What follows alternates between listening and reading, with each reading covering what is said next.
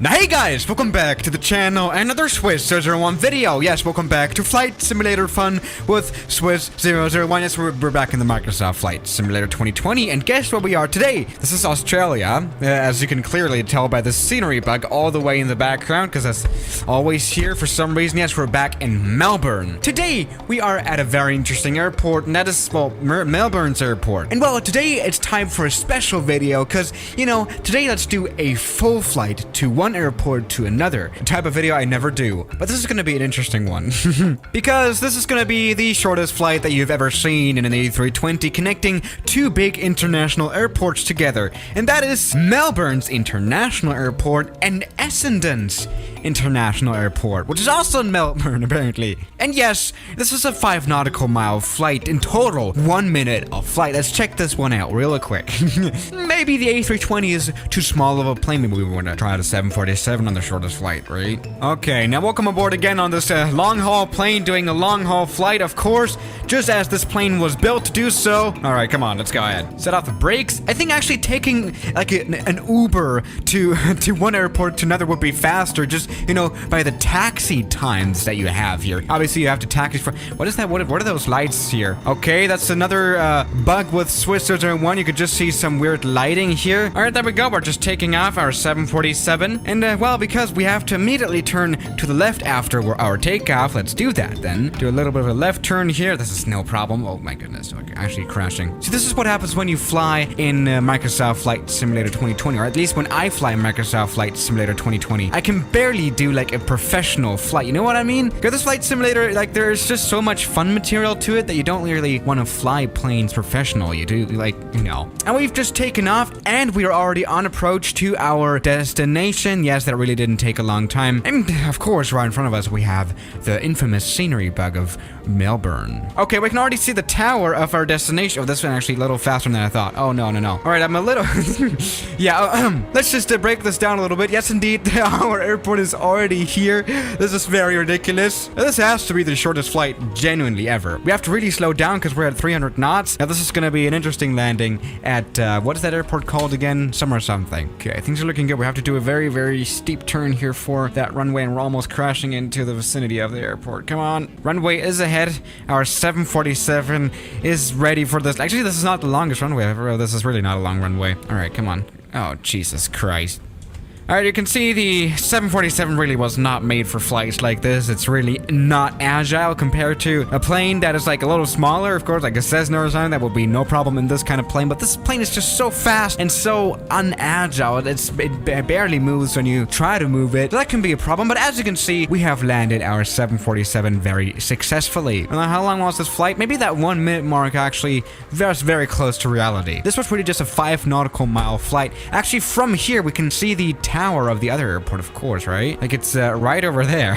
See, I don't know why people are building airports so close together. Apparently, this is the old airport of Melbourne, which, I mean, makes sense. I mean, this really has some short runways, not really made for big planes just like the 747 or something. But why don't they strip this down and build buildings here? I don't really get it, but that's another story. No, there's actually two international airports, by the way, just wanted to mention that again, that are even closer together, and that is Yuhu. What is that name, dude? And, Chhatrapati Shivaji. I'm sorry, this is Mumbai. Welcome to India. Yes, this is supposedly a 2 nautical mile flight, 0 minutes. Let's check it out and see if it's even possible to serve this flight on a 747. Probably not. Let's find out. But while we wait, it's time for me to mention again that you should subscribe. Subscribe to the channel. We've already hit 500,000 subscribers, but only 6% of my viewers are actually subscribed to the channel, so just do it. All right, welcome to Mumbai. This apparently is a pretty big airport. Okay, now this is our route for today. Very interesting. We're flying literally 2 nautical miles. This would genuinely make more sense to just go ahead and grab a cab or something that's gonna just drive you there. All right, here we go. We're on the runway. Let's do a full power takeoff. And, you know, let me just say one thing. We're going to keep the landing gear down again as well in this flight. Now, I haven't mentioned again how beautiful this flight simulator looks, even in places that are normally in flight simulators not covered, like India or something. This is really great. But let's go ahead and already get ready for this. Oh my God, is that already the airport? Jesus Christ. Really, every second matters on this flight. Actually, this flight is so short that we will have to use act active pause, which is the active pause that's implemented into the flight simulator, where we can just pause the flight, but still do changes to the aircraft. For example, we can put the spoilers up, here we go, and they actually come up in the active pause, and we are losing speed in the active pause. Isn't that nice? That's just a tool that gives us a little bit more time that we'll definitely need for this flight. Luckily, we don't have to put down the landing gear again, so that's a good thing. Let's go ahead and depause and get ready for our landing. This is not the longest runway here either, and we're crashing into the vicinity of this airport. Oh, I'm sorry, India. Oh no, that's the con. Right, very wrong. Actually, this is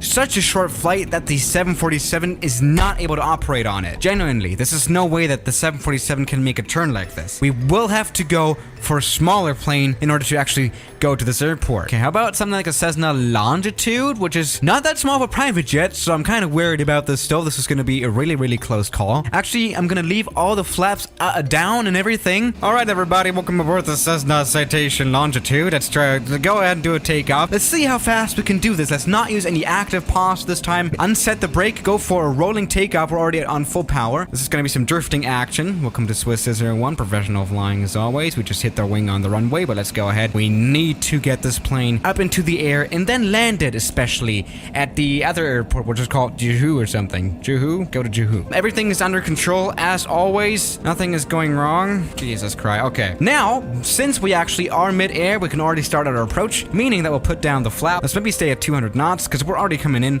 for a landing. Hello, passengers. We're now cruising. Well, now we're on approach again. I hope you enjoyed your in-flight meal, which consisted of nothing, really. That could have been like an in-flight meal that would have been doable. All right, everybody, it's coming for a landing on this pretty short runway. This is actually not a long runway, Jesus Christ. Very stable approach, as always, coming for a landing. All right, Cessna C citation is dead, pretty much. Let's go ahead and get a stop. And, oh, there's something crossing the... No! And he's crashed into us. What's that even doing here? Jesus Christ. All right, that's been a flight of like 2 minutes again. Welcome to Swiss 01. Yeah, some sources actually say that these airports here are actually 600 meters apart only, which managing traffic here would be definitely a chaos, especially if you have like student pilots here, a lot of them. I would guess you have, because this is a small airport only for general aviation. I mean, I do have a lot of Indian viewers who prefer to watch this channel over T-Series, but I'm pretty sure that there are only like students flying, which is a problem. I mean, just imagine you're taking off your 747 and then some kind of Cessna gets sucked into your engine. Like, Jesus Christ. How is that even bearable? And why do you need so many airports here? And why are they so close together? I mean, I myself live in a very interesting situation as well with my private piloting. As you can see, we have Frankfurt International Airport, one of the biggest airports in Europe, basically. And only 6 nautical miles apart is the airport that I fly at, Egelsbach Airport, which is basically the general aviation airport of Frankfurt. I mean, really here, that's what the situation is. Here's the airport of Frankfurt, and right over there, you can already see the airport that I fly at. We can really just slew mode to that one, and we're already here. It's right down there, and I mean, obviously, I fly planes here, real planes here, and what I can tell you is that there are quite a few regulations. For example, you cannot fly above an altitude of 1,500 feet, otherwise you would enter the Charlie airspace of Frankfurt Airport, where only airliners are normally allowed to fly at. So if I actually went ahead and flew my plane up to like 2,500 feet, then I would genuinely get probably sued or something. I don't even know what's gonna happen. I think I'll get fined like a few $1,000 actually. It's quite a big offense to enter this airspace here, and that's the problem here, definitely, because there are some, you know, mountains here, especially over there, and you know, for new pilots this can be very confusing, but that's another story. So yeah, that's airports being close together, and that could be definitely connected by somewhat of a 747, and I'll see you tomorrow as always. Good night. Welcome back, another end card where I mention, you know, the honorable A380 members of this community like Stanislav, Dilo, Whitey, Moritz, Wellhausen, Jackson Hawker, Joel Matude, Darcy Hunkin, Matt Torno, and that's it for now.